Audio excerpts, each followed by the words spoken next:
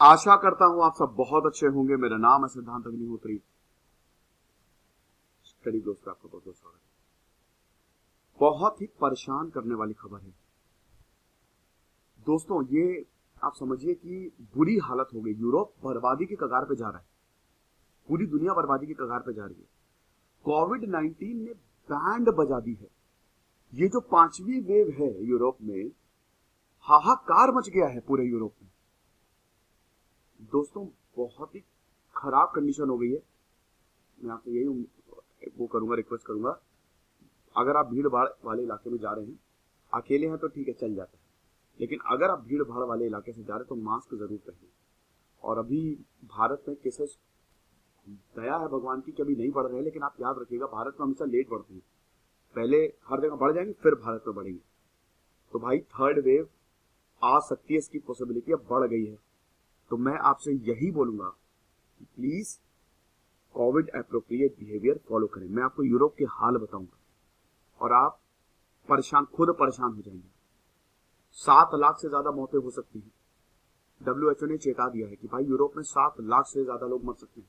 कल जर्मनी ने बोल ही दिया था कि सर्दियां खत्म होते होते या तो सब ठीक हो जाएंगे या वैक्सीनेट हो जाएंगे, सब मर जाएंगे। बताता हूं मैं आपको, चलिए।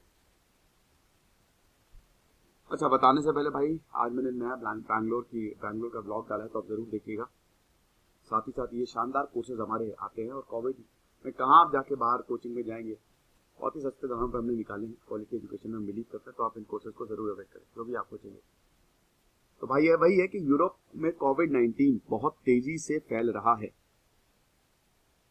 और डेथ काउंट जो है, समझिए कि 22 लाख से ऊपर जा सकता है। पूरे यूरोप की बात करें विंटर में, तो 22 लाख लोग मर सकते हैं, WHO ने बोला है।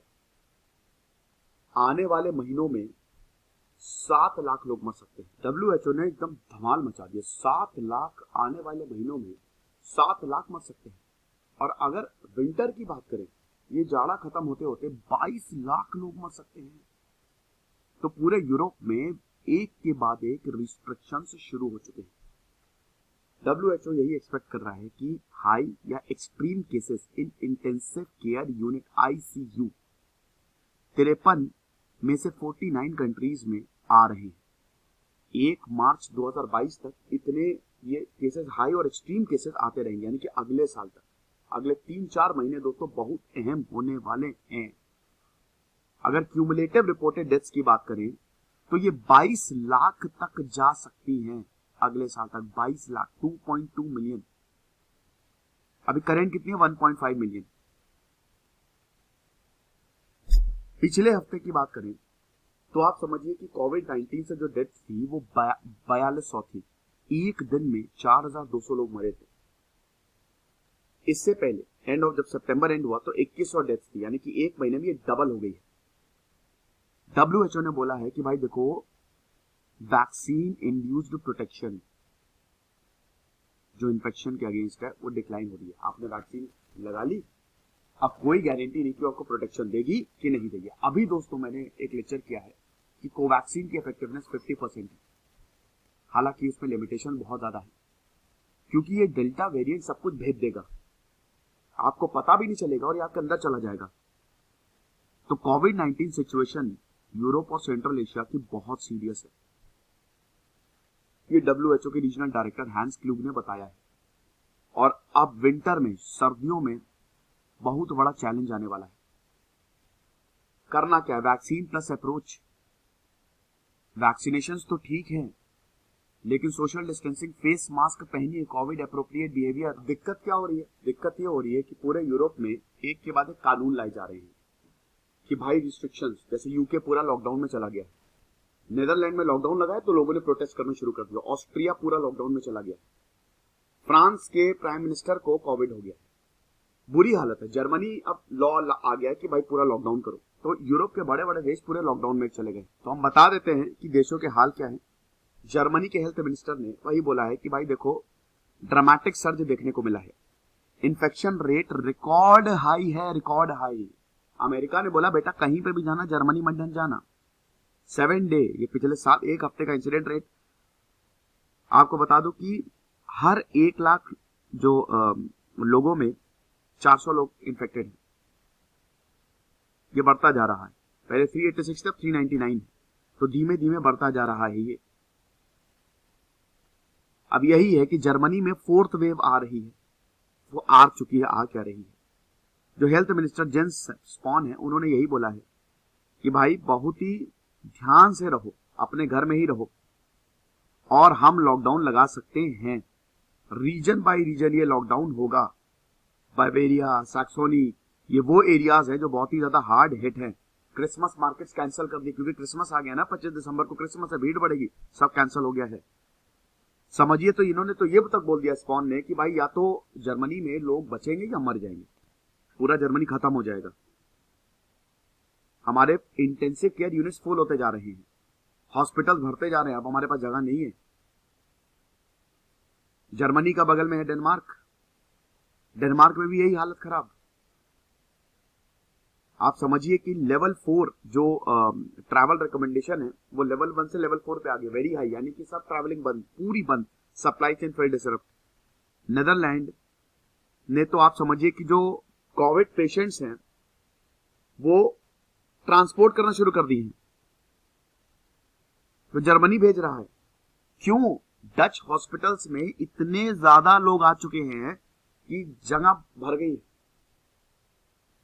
पेशेंट्स को एक देश से दूसरे देश भेजा जा रहा है। ये वही बात होगी कि कल को पाकिस्तान में हॉस्पिटल फुल, तो पाकिस्तान अपने पेशेंट्स यहां भेज दे कि भाई थोड़ा सा एकोमोडेट कर लो। और अब नेदरलैंड पूरा लॉकडाउन में लोग प्रोटेस्ट कर रहे हैं, वायलेंट प्रोटेस्ट है कि भाई लॉकडाउन क्यों लगाया हुआ है, हम एक बार ऑलरेडी परेशान हो चुके, फिर से लॉकडाउन लगा दिया। हिंसक हो गए हैं लोग। 130 लोगों को अभी तक गिरफ्तार किया गया है। फ्रांस के प्राइम मिनिस्टर जेन कॉस्टैक्स पॉजिटिव कोविड-19, 10 दिन के आइसोलेशन में चले गए। हालांकि फ्रांस ने ऑस्ट्रिया और जर्मनी, ऑस्ट्रिया पूरा लॉकडाउन में चला गया, यूके भी लॉकडाउन में चला ही गया है, जर्मनी लॉकडाउन में चला गया, नेदरलैंड लॉकडाउन में चला गया। तो फ्रांस अभी पूरी तरीके से लॉकडाउन नहीं गया है, लेकिन वहां पे भी बहुत तेजी से केसेस बढ़ते जा रहे हैं। और ध्यान दीजिएगा, ये वो देश है जो डेवलप्ड है, पूरा यूरोप डेवलप्ड है। ये वो देश है जहां पे आपको हेल्थ इंफ्रास्ट्रक्चर कमाल का देखने को मिलेगा। यहां पे इतने सारे केसेस आ रहे हैं। प्रेसिडेंट इमैनुअल मैक्रोन की सरकार जो है वो अब चेक्स इंपोज कर रही है कि भाई आप ऐसे आ ही नहीं सकते, और अब शायद वहां पे भी बूस्टर शॉट्स लगाए जाए। ये चीज चेक रिपब्लिक में भी यही चीज है, सेम चीज। तो भाई ये हिसाब किताब है। अच्छा, बाकी देशों का क्या हाल है? बाकी देशों में अमेरिका में भी केसेस आ ही रहे हैं। चाइना में बहुत ज्यादा केसेस आ रहे हैं। सबसे बड़ी दिक्कत ये है, मैंने कल एक लेक्चर लिया था कि अगर चाइना में केसेस आए तो फिर से सप्लाई टूटेगी और फिर से बहुत प्रॉब्लम हो सकती है, क्योंकि अभी भी ठीक है, आत्मनिर्भरता तो ठीक है, लेकिन अभी भी हम चाइना पे डिपेंडेंट हैं, चाहे वो एपीआई हो, चाहे वो इलेक्ट्रॉनिक्स। तो पूरी दुनिया इनफैक्ट चाइना पे काफी ज्यादा डिपेंडेंट है। और हम ये देख रहे हैं कि चाइना की जो जीरो कोविड स्ट्रैटेजी, चाइना उसमें चला गया है कि चाइना में भी केसेस बहुत ज्यादा आ रहे हैं। चाइना बता नहीं रहा है अभी, लेकिन चाइना का थोड़ा सा भी हिंट देना, इसका मतलब ये कि चाइना में हालत बहुत गंभीर है।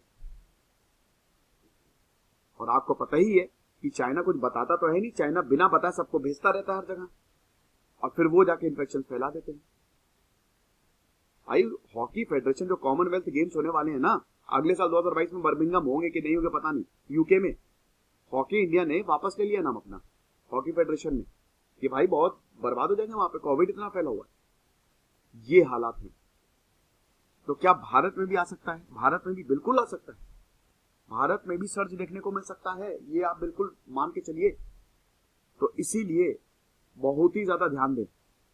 और हमारे अब हम तीसरी वेव नहीं झेल सकते, अब तीसरी वेव आई तो बहुत दिक्कत हो जाएगी। तो बच गए हम, अक्टूबर में आने वाली थी, बच गए हम।